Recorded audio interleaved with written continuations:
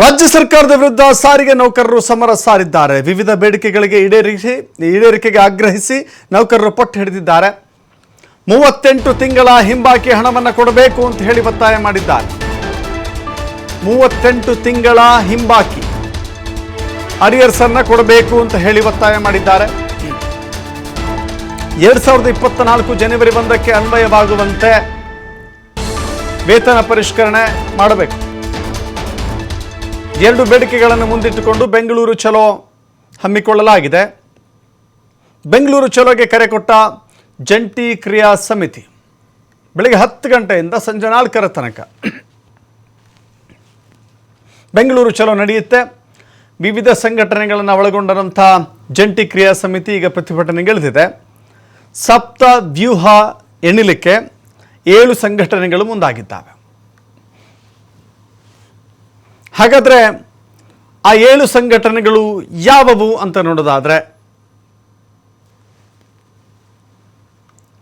KSRTC staff and workers federation, ಅಖಿಲ ಕರ್ನಾಟಕ ರಾಜ್ಯ ರಸ್ತೆ ಸಾರಿಗೆ ನೌಕರರ ಮಂಡಳಿ, ಕರ್ನಾಟಕ ರಾಜ್ಯ ರಸ್ತೆ ಸಾರಿಗೆ ನೌಕರರ ಫೆಡರೇಷನ್,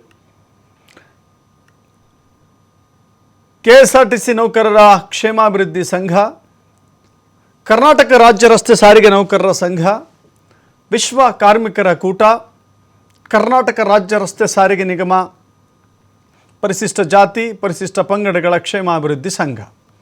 ಈ ಒಟ್ಟು 7 ಸಂಘಟನೆಗಳು ಸಪ್ತ ವ್ಯೂಹವನ್ನು ರಚಿಸಲಿಕ್ಕೆ ಮುಂದಾಗ್ತಾ ಇದ್ದಾರೆ. ಇವತ್ತು ಬೆಳಗ್ಗೆ 10 ಗಂಟೆಯಿಂದ 4 ಗಂಟೆವರೆಗೂ ಕೂಡ ಬೆಂಗಳೂರು ಚಲೋ ಯಾರು ರಜೆಯಲ್ಲಿದ್ದಾರೋ ಅವರು ಮಾತ್ರ ಪಾಲ್ಗೊಳ್ಳಬಹುದು ಅಂತ ಹೇಳಿ ಕರೆ ಕೊಡಲಾಗಿದೆ. ರಾಜ್ಯದಾದ್ಯಂತ ಸಿಬ್ಬಂದಿಗಳು ಈಗ ಫ್ರೀಡಂ ಪಾರ್ಕಿಗೆ ಬಂದಿದ್ದಾರೆ. ಬೆಂಗಳೂರು ಚಲೋ ಹಮ್ಮಿಕೊಂಡಿದ್ದಾರೆ. ದಿನವಿಡೀ ಒಂದು ಆಗ್ರಹಪೂರ್ವಕ ಪ್ರತಿಭಟನೆ ನಡೆಯುತ್ತೆ.